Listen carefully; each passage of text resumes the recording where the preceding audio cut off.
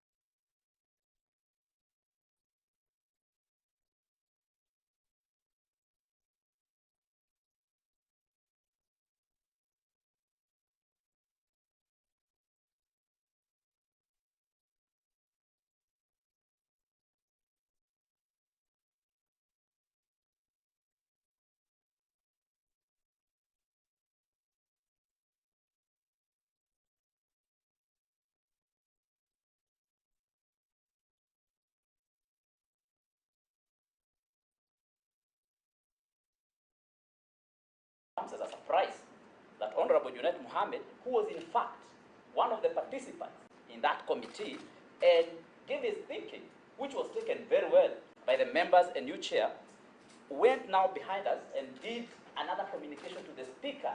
I'm actually surprised that he did not agree with us and he did not raise it in the committee, because when we left the committee, we seem to have been in agreement. And now, in the situation where now he has raised a communication to the Speaker, and the Speaker has responded, then I think he should be able to take that. And as a committee, we should now move to the Sorry, Honourable Junet, you're out of order. Out of order. We should move to the business of the day. The petitioner is ready, and he's raring to go. And since we have said this is not an adversarial kind of a hearing, let the petitioner explain himself, and then we go to the next petitioner until we clear the issue at hand. On a point of order. Sorry. No. Sorry, Honourable Junet, you're out of order. You're out of order. Can I be recognized? You're out of order. Can I be recognized? Well, it's not a demand, it's for me to rule. I am on the chair. It's as follows. Honourable Junet, you say you wrote to the Speaker. Yes. And the letter was not copied to us. The letter was never copied to you. It was not copied to us. Yes. This morning, you have elected to table the letter before us. Yes. The same way, you have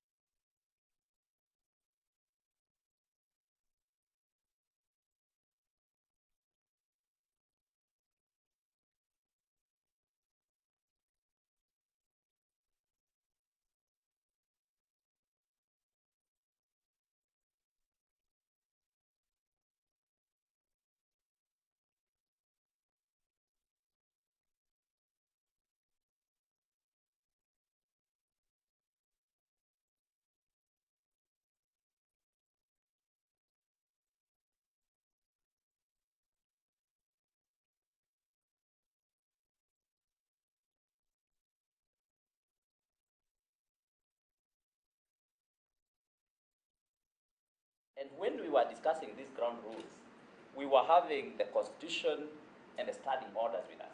And we went one by one as a committee. We checked and we ensured that we are in compliance with the standing orders. In fact, as members of this committee, it comes as a surprise that Honorable Junet Mohammed, who was in fact one of the participants in that committee, and gave his thinking, which was taken very well by the members and new chair, went now behind us and did another communication to the Speaker. I'm actually surprised that he did not agree with us, and he did not raise it in the committee, because when we left the committee, we seem to have been in agreement. And now, in the situation where now he has raised a communication to the Speaker, and the Speaker has responded, then I think he should be able to take that. And as a committee, we should now move to the Sorry, petition. Honourable Junet, you're out And of order. Out of order. We should move to the business of the day. The petitioner is ready, and he's raring to go. And since we have said this is not an adversarial kind of a hearing, let the petitioner explain himself, and then we go to the next petitioner until we clear the issue at hand. On a point of order. Sorry. No. Sorry, Honourable Junet, you're out of order. You're out of order. Can I be recognized? You're out of order. Can I be recognized? Well, it's not a demand, it's for me to rule. I am on the chair. It's as follows. Honourable Junet, you say you wrote to the Speaker. Yes. And the letter was not copied to us. The letter was never copied to you. It was not copied to us. Yes. This morning, you have elected to table the letter before us. Yes. The same way, you have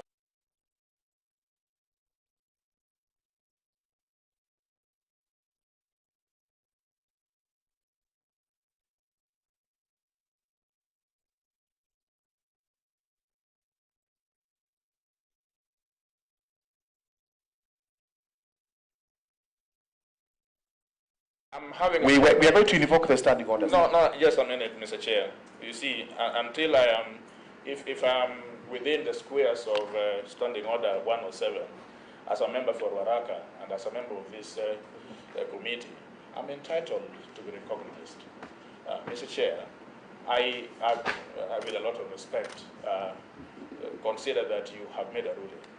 But you see, Mr. Chair, that is not how committee work is done.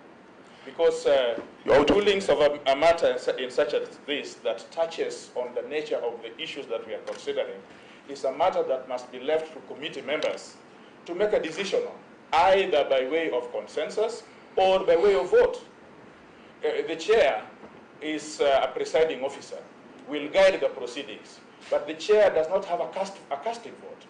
The chair is unable to make a ruling on a matter until the members of the committee. I suggest, probably, Mr. Chair, that you relieve people who are not members of this committee to go out so that we make a decision on this, because that is how standing orders work and that is how proceedings in committee work. Thank you, Mr. Chair. You're heard.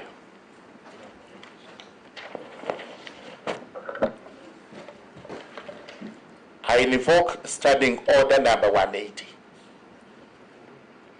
Read standing order number 180 as to what the chairperson of the committee can do. Having made that invocation, we will now proceed.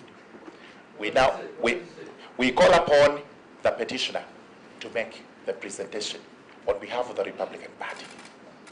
With your kind permission, Chair, we are here representing respondents. Can we be heard? My name is Danson Omari. You have not given us a right to be heard as those representing the respondents. We have preliminary issues that we need to be heard. The committee members have raised their preliminary issues. It's not that we are here not to raise concerns of our four respondents. Could we be heard? First and foremost, it has to be brought to our notice that you have preliminary issues to raise as counsel for the respondents. That's number one. Number two, we have to take a decision as regards when we should be taking those issues, right? Is it you want to raise before the petitioner makes the presentation? Yes, Mr. Chair. that's what I want to guide you on. Is it before the presentation is made or after the presentation is made? Chair, we have preliminary issues before the start. They need to be addressed. They are pertinent before the petitioner takes the floor. The petitioner is alleging serious allegations against our clients. We need to raise the pertinent preliminary issues. Preliminary issues are issues before the investigation starts. Thank you, counsel. But we need to know who amongst the respondents has preliminary issues to raise. That is number one. Number two, are the preliminary issues in writing? If they're in writing, we shall be drawn, our attention is going to be drawn to those particular documents. Number three, we want, at least it's not we, because unless we are leading the rest of the council, it should be only one petitioner so that we know exactly who is raising an issue and how it's going to be addressed. Are the issues common to all the petitioners or it is to one petitioner? So I think, council, you have to tell us on whose behalf you're making the PO and whether it is writing or it's oral. Chair, what we were seeking for is time. You've heard your members. You have not heard from us. Now that you have given us time to raise issues, the lead counsel will start on the question. All that we were seeking is time to breathe, time to talk, time to be heard. Thank you. Just before you take on, I would not have heard you because it is not your time to be heard. It's time for the petitioners to be heard. However, if there is a appeal to be raised, we are prepared to take it, and you've made an allusion to a lead counsel. It means it's one counsel who is going to raise it. And on whose behalf? Is it on behalf of all the respondents or on behalf of one respondent? There are four respondents, each represented ably. So we have Arwa starting for his client. So we have four counsel making POs. That is the right, correct. Without repetition. That is correct. Thank you very much. Thank you very much. The time we allocate for any PO to be raised is a maximum of 5 minutes per council. So We stand guided. if it is if it is Advocate Jotham Ara who is beginning, we give him 5 minutes, but please there should be no repetition. Because if there is a repetition, I invoke my inherent jurisdiction to say that has been argued, it has been presented. So we listen to you so that, and I remind you of the various court decisions that preliminary objections are usually on points of law. They are not on matters of evidence, on matters of fact. So as you proceed, please note, it has to be on matters of law and not evidence. Chair, on a point of order.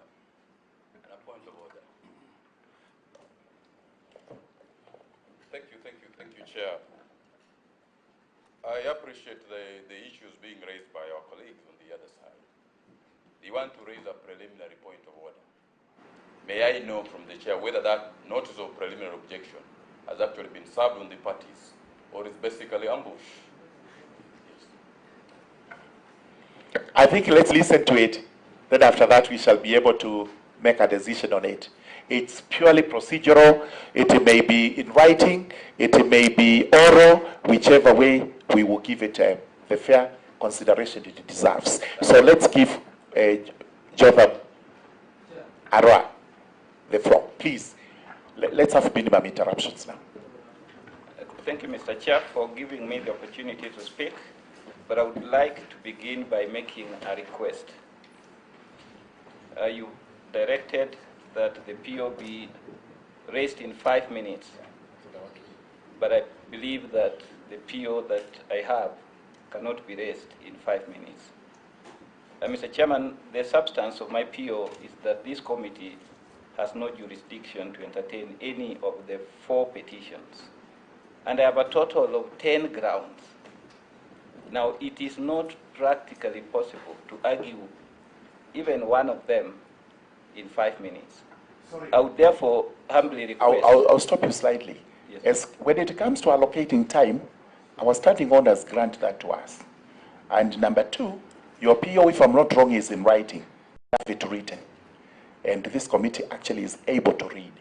So in 5 minutes, just summarize why the committee lacks jurisdiction, because that goes into the core of what we have before us. Thank you, Chairman. I stand guided. But I wish to point out that, first, as I've stated, this committee is listening to hear a very important complaint against a public officer, a complaint that seeks removal of a public officer. And it is proper that the committee should be guided by the provisions of its own standing orders and the Constitution. All the 4 petitions, Mr. Chairman, cite provisions of the Public Officer Ethics Act.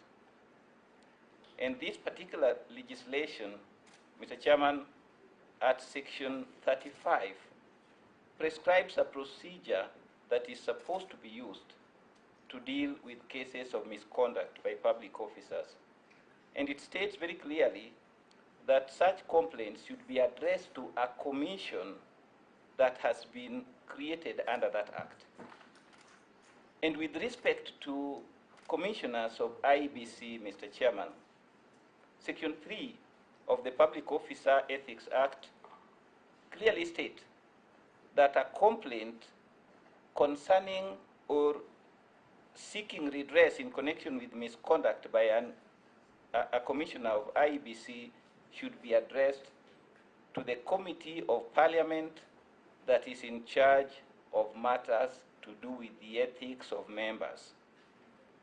I refer you, Mr. Chairman, to page 52 of my preliminary objection. I have annexed the legislation. And if you read section 35, it says that the complaint should be referred to the commission. And if you go to section 3, it prescribes the relevant commission that is responsible for dealing with complaints against IEBC commissioners, and that is the committee responsible for the ethics of members. Mr. Chairman, I have also referred you to your own document, that is National Assembly document that deals with the conduct of members. And it appears, if you look at page 23, you will see that the relevant committee of the House that deals with the ethics of members is the Committee of Privileges. Mr. Chairman, this is your own document. So if you read that provision and you look at the Act, then you will see that the right committee that should entertain these complaints is the Committee of Privilege and not this particular committee. Number two, Mr. Chairman, it's a requirement of your own standing orders, number 2223F, that before petitions can be received, they must indicate that they had complied, they had referred the matter in question to the relevant body. It means, Mr. Chairman, that Parliament should not be the first port of call for any complaint against a public officer. In this particular case, as required by your own standing orders 223F, as read together with 234, pursuant to which these proceedings are brought, the complaint should have been forwarded first to IEBC, and next, and more importantly, Mr. Chairman, to the Public Service Commission that has got a mandate to deal with conduct of public officers pursuant to Article 234, Sub-Article 2, Paragraph B. Your standing orders require that you abstain from entertaining any such complaint unless the relevant body has been given the opportunity to deal with the issue. Mr. Chairman, there is also the question of immunity by public officers. And this is provided for under Article 250, Sub-Article 9. And it says, public officers or members of independent commissions, when discharging the mandate of their office, are completely immune from proceedings such as this, especially when they act in good faith. And in this particular case, the contention that has been put, Mr. Chairman, is that they were discharging the functions of their office. And therefore, the Constitution accords them absolute immunity. And therefore, we cannot initiate these proceedings. Mr. Chairman, I've also heard you mention that this is a quasi, it exercises jurisdiction that is both administrative and judicial at the same time. I wish to remind the committee that it is bound by the provisions of Article 50, Sub-Article 1. Article 50, Sub-Article 1 states that any person is entitled to a fair hearing before a court, before a tribunal, or before any other body that is making a decision that is likely to adversely affect the interest of anybody. And it's therefore important that you appreciate that you are bound by this particular constitutional provision to ensure that whatever proceedings that you conduct meet the minimum constitutional requirements.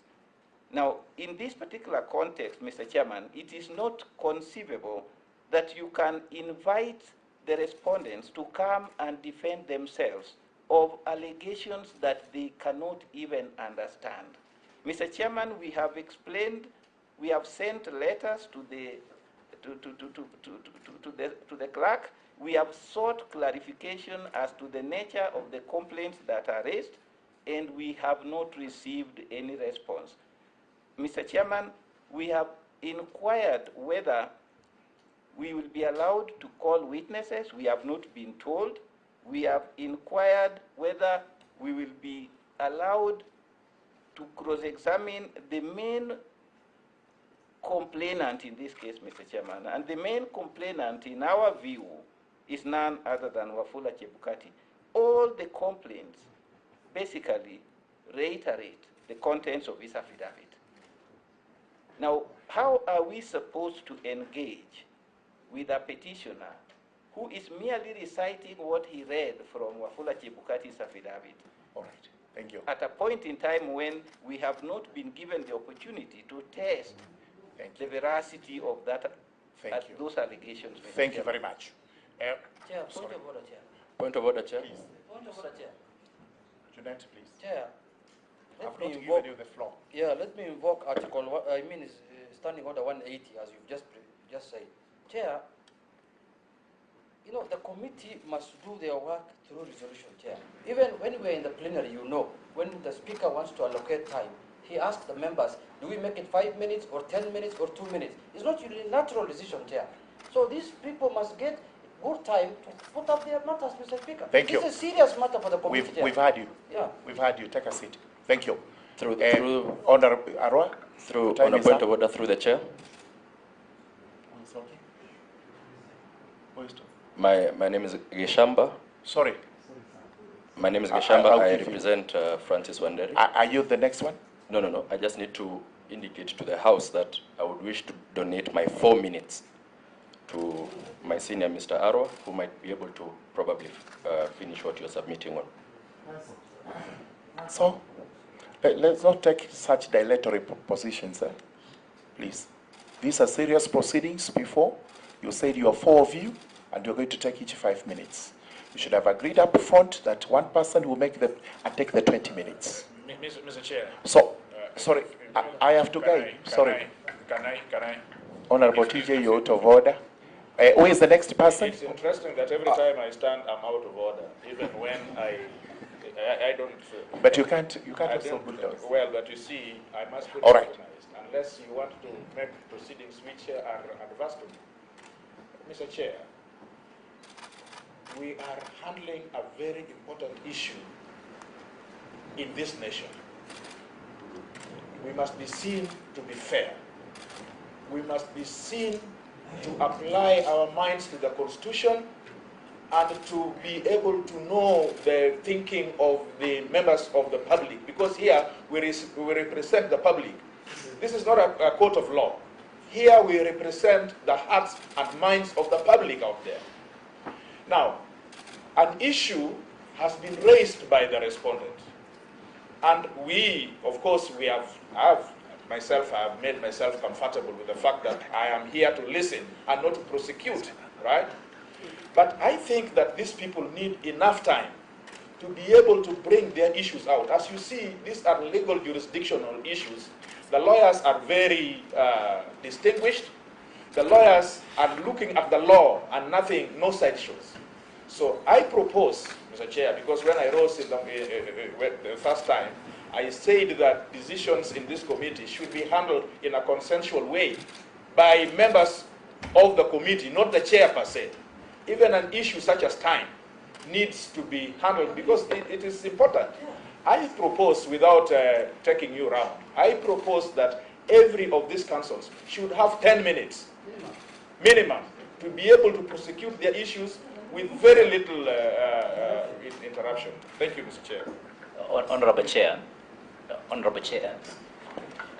Chair, I think if we operate or if we move on the way we are moving, we risk to be seen as if we have not had a chance to have a communication or to have a consensus on how we are going to move. I think we have had sufficient time from last week as a committee to be sincere. We have talked, we have raised these issues, we have discussed as members of this committee, and we had taken a position as a committee that we have come up with a program in which our petitioners and also the respondents are going to be handling themselves. And I think up to now, what I'm seeing is a lot of interjections, which to me are basically derailing this process. And if we as members of the committee do not think that the chair should give direction as a chair, then we seem to be negating our own mandate as a committee. Because Honorable TJ, Honorable Jeanette, I think we as the members of committee must agree. We had talked and we had agreed on whatever we have on the floor. But again, at the same time, we must also agree that the chair should also guide. If the chair does not guide the process, then we risk being disorganized and being disorderly. So for me, I think I support. Honorable Kagusha, thank you very much. I support the decision Your point of is the chair. made. Honorable Junet, please. Chair, And please. if at all we have, we completely have a problem with the decisions of the chair, then I think the honorable chair, the only honorable thing then to do is to retreat as a committee and look at the issue of how we handle the emerging issues. Thank you. I think, Thank you, Chair. Chair, just I wanted to bring to the attention of the committee. Honorable Junet, you have to be Standing- given time. Standing order number 180, Chair, says that subject to the provisions of the standing orders and the directions of the committee, a chairperson of a committee shall A, preside at the meeting of the committee, preside. 2, perform the functions and exercise the powers assigned to office of the chairperson by the committee resolutions. But Chair, what I want to say, I know my brother was the speaker for Nyeri County for many years, but you know National Assembly's standing orders are superior to the county assemblies. So Chair, I want to say this. Chair, we must guide the committee, you must preside over in accordance with the standing orders. Chair, the issues being raised by these lawyers who are representing here, the respondents, are very weighty matters that will inform your decision in the end. Absolutely. So if we give them 2 minutes, 3 minutes, Chair, 2 minutes, you can only say your name and say, I come from this village. You cannot say anything. Yeah? Thank you, Honorable Junet. I've heard all of you. Let's move on, please. I got to preside. I'm presiding. So what you do is, I've had Honorable Kagusha, I have had Honorable Junet, I've had TJ. Vice Chair wants to say something. Yes, Chair and all council present and members, for the information of the Honorable Junet, the word preside means to be in a position of authority in a meeting or other gathering. That is the meaning in the dictionary. Okay. Thank you very much. Sorry, we've had you, and we said we observe decorum. But again, Honorable Chair, I think have to observe decorum. Honorable Junet must also show the members of this committee respect and decorum. I want to inform Honorable Junet that the standing orders of county assemblies are also superior. In fact, as a member, as a speaker of the county assembly, we observed the standing orders in a better way than the way Honorable Junet. Thank you very much. Absolutely. Let's not drag this on further. I'm sorry, Honorable Junet, please, you're out of order. Chair, this House of Records, your Vice Chair here is claiming that presiding over a meeting is having authority. I don't know where he's getting that. It's not the Just where you got your own opinion from is where you got his. 180. Thank you very much. He will tell you just shortly. Thank you very much. Chief of Staff of Mutua. That is no different here. And unfortunately, Junet, you have to conduct yourself with the decorum. If you're going to be, we are looking at the idiot here. All right, then, sorry. I have had you. Sorry. Vice Chair. I've had Honorable Kagusha, I have had Junet, I've had Honorable TJ. We will stick with the earlier guidance I gave, that it will be 5 minutes per council. If there's anybody who is donating time, now donate to the next person. Honorable Donald, sorry, not Honorable, Mr. Donald, oh now you're Dr. Donald Kipkoril, so that he's able also to present his PO. Please let POs not be repetitive. And let us move on. So the floor now. Do we take it that our presence here is? Do we take it that our representations and our presence here is not useful? We shall deliberate over that ourselves. That is not a matter of deliberation. That is a matter of procedure, because we are in. Donald Kipkoril, you have the floor. No, Mr. Chair. Mr. Chair, on a point of, I don't have to stand up. Sorry, Right? you don't have to stand up. Yeah. But I have not allowed the point of order. No, a point of order, Mr. All Chair. right. Unfortunately, a point of order does not need to be allowed. All right. A point of order is something which comes to a member's mind. All right. Every member has an opportunity to put a point of order at any time. Honorable Farah will tell you, who has been a speaker here for so long, that a point of order is an issue of intervention that comes to the mind of a member at any time. So it is not an issue for which the Speaker or the Chair will recognize. Make your point of issue order. I am asking, we have raised issues, and we are hoping that the Chair is listening and is able to give guidance. But every time we speak, we go back to where we are. Are we saying that members of this committee do not have an authority, do not have views which they can express, and which then can turn into issues that we can deal with? That's Chair, what I'm asking. thank you very much. Chair. I have listened to... Chair, please. Honorable Soro, please. No. What I'm suggesting is that because this is a house of democracy, we appreciate the fact that we appreciate your seat. But I want us to now take a different trajectory altogether in making decisions, generally. They have raised an issue about adjustment of time. And the chair feels otherwise. Being a house of democracy, we're very few here. Let's take a vote.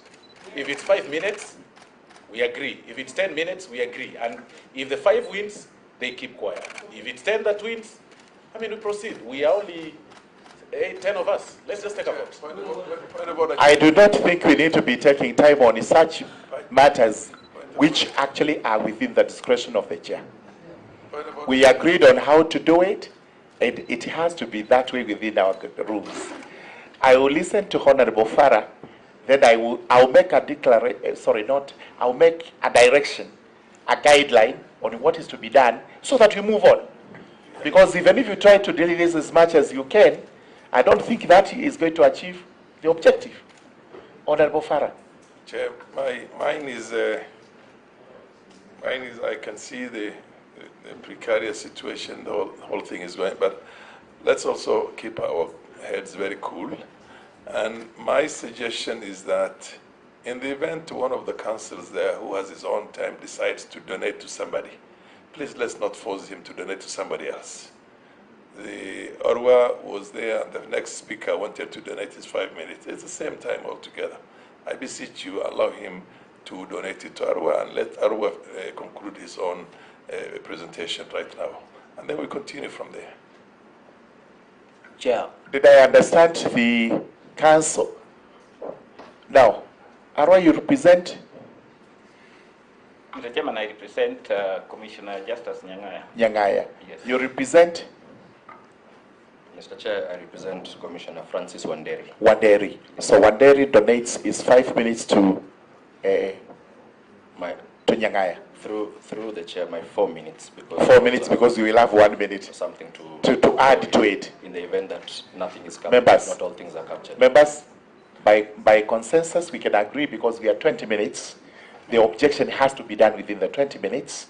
And it's 20 minutes, that's what we have to say. That's okay for a start, Chair. So let's carry on. It's okay, Chair. It's okay, Chair. Chair, these are very serious people. And some of them, you went to school with them, you say. So, Chair, 20 minutes is not enough for people who are very... Is 20 minutes enough for the committee? It's 30 okay. minutes. The minute, 20 minutes is enough. 30 minutes, Let them be No. 30, Chair, 30 minutes, because I believe... How many say 20 minutes? Chair, can I say something? How many say 20 minutes? Chair, can I say something from practice? Yes, before we please. go that way? Chair, I remember I chaired the plenary one time when Honorable Kimunya was being censured. And because he wanted more time, I gave him the more time because you can understand the gravity of the people who are here. So if we say 20 minutes and 30 minutes, the difference is only 10 minutes. So let's allow them so that they can see that they have the justice that they need. Thank you. Okay, thank you. Thank you. I think it makes sense. We take it from senior member of the House. Let it be 30 minutes. We will have 4 more minutes donated to Arwa. Arwa, you have your 4 more minutes to continue with your objection. Then from there we hear Donald. After that we hear who? Apollo. Yes. Let's agree on the timing. So you have 9 minutes. Out of that remains 21. 7. No, not 7. 7 divided by 2 is 10. because he still has his 1 minute. So I'm dividing 29 minutes. Time is not running as I talk. All right? So it is how many minutes? He will have 9 or 10. Give you 10, 9, or 10, 10. Apollo, you have 9 minutes and you have 1 minute. Is that okay? I shall take that, Mr. Chair. Thank you very much. So he has his, let's have his 5 minutes to finish, then you have your 10 minutes. Thank you. Thank you, Mr. Chairman, for your magnanimity. I was at the point where I was talking about the obligation on the part of this committee to ensure that its proceedings meet the constitutional standard of fair trial. Mr. Chairman, the constitutional standard of fair trial requires that this committee gives everybody an opportunity to understand the question that the complaint that is raised against him before he can be called upon to defend. Every person accused, Mr. Chairman, must also be given adequate time to present his or her own defense.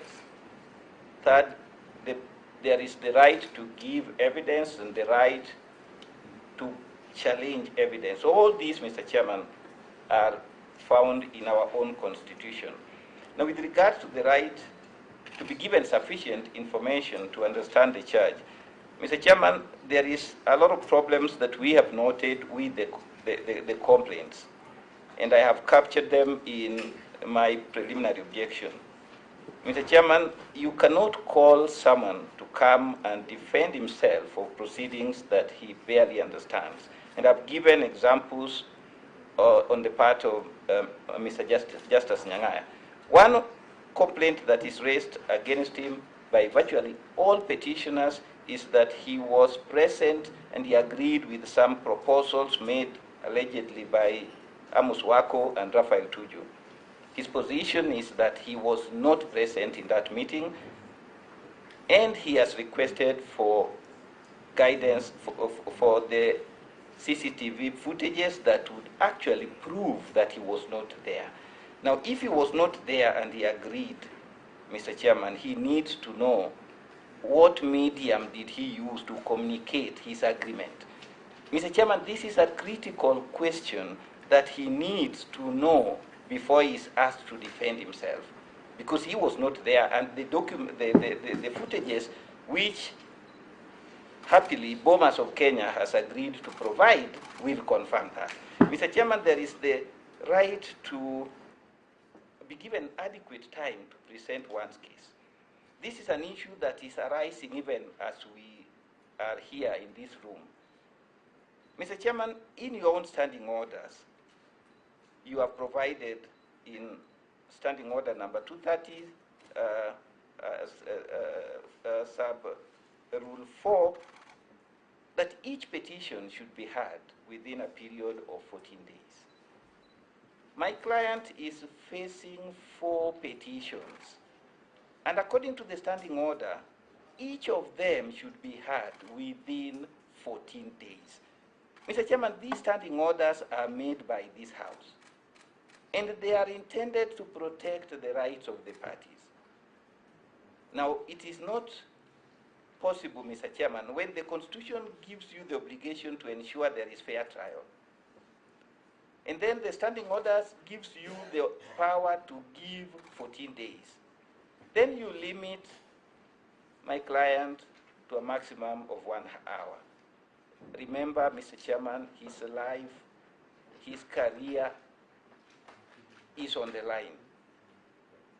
This committee should be seen, Mr. Chairman, not only to be doing what is right, but more importantly, to be upholding the Constitution. Then there is the issue of the right to present evidence. Mr. Chairman, this is a right that is guaranteed under our own Constitution. And you can only present evidence when you know the evidence you are going to meet. None of the petitions, Mr. Chairman, contained any evidence.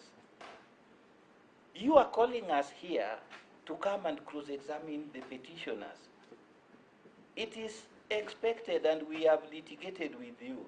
You cannot challenge evidence that you don't know. And that is the reason why the Constitution makes it mandatory that you serve me with the evidence you are going to use against me, so that I can prepare with my advocate, so that I can come and cross-examine you. You are calling us to come and cross-examine him. We don't know what he's going to say. I have not prepared with my client on the content of the evidence he's going to give. So the entire process, Mr. Chairman, violates the Constitution. And I do not expect that my good friend would preside over proceedings that do not uphold the Constitution strictly. Mr. Chairman, there is the question of the right to challenge witnesses.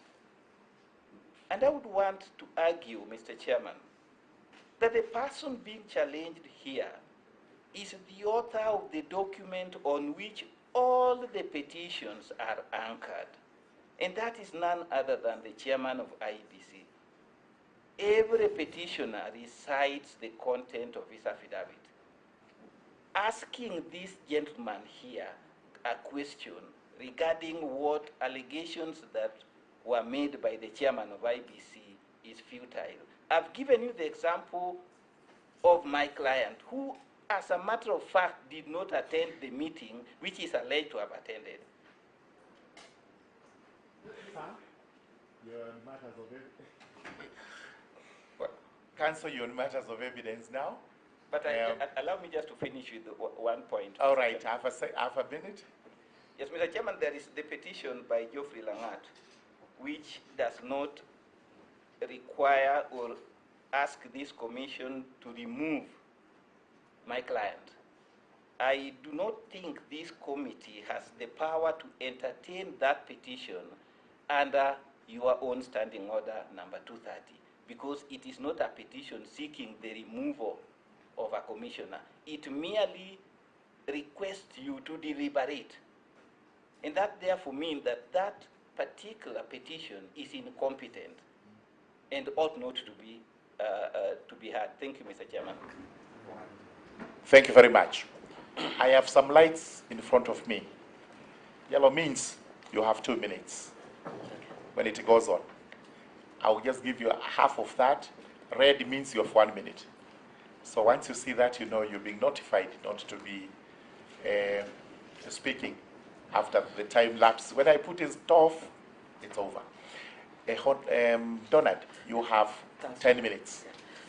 Chairman, when my client was served with the petitions last week, she gave me copies of the petitions. I immediately wrote to the clerk of the assembly to confirm those petitions. The one by the Republican Liberty Party is 22 pages. The one by Reverend Dumbi is 31 pages. The one by Geoffrey Langat is 5 pages. And the last one by Award Steve Jerry is 6 pages. Those pages are very important, Mr. Chairman. Once the whole House of Parliament or a committee basically constitutes itself into an impeachment proceedings committee, it becomes a court of law. And the basic principle of law is parties are bound by the pleadings. So the 4 petitioners are bound by the pages I've referred to.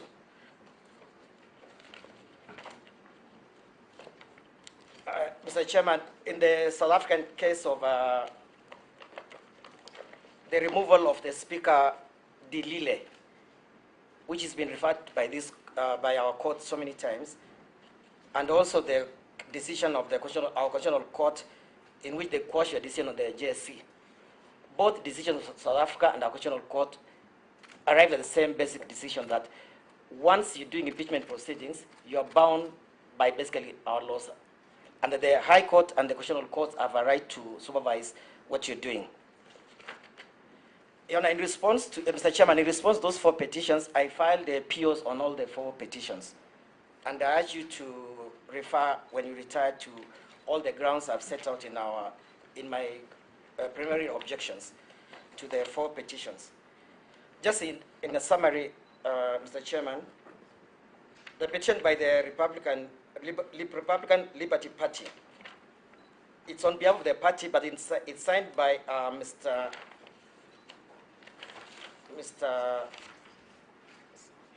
Just one minute. The signature of the person is purporting to be the chairman of the party is Zakaria Matayo. But Your Honor, Mr. Chairman, if you look at Section 16 of the Political Parties Act, a political party is a corporate body. There is no way a person purporting to be a chairman can sign a petition.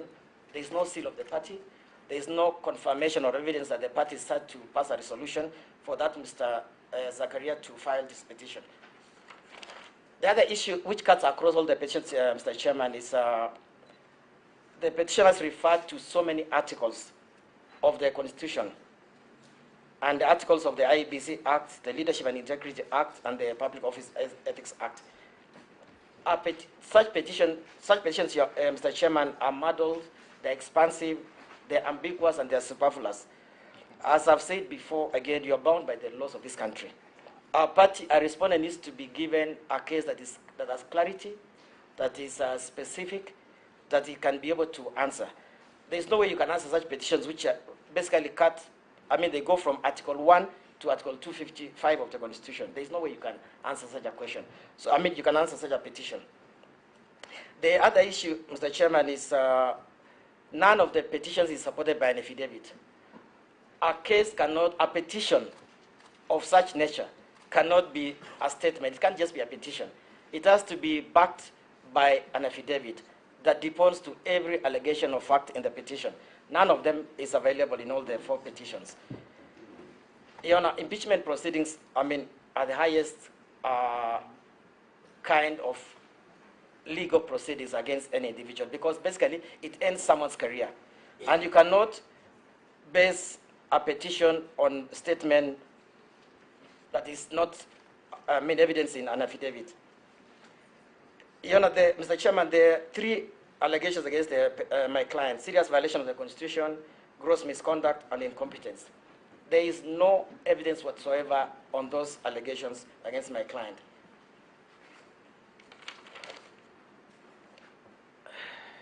Your Honor, the other issue is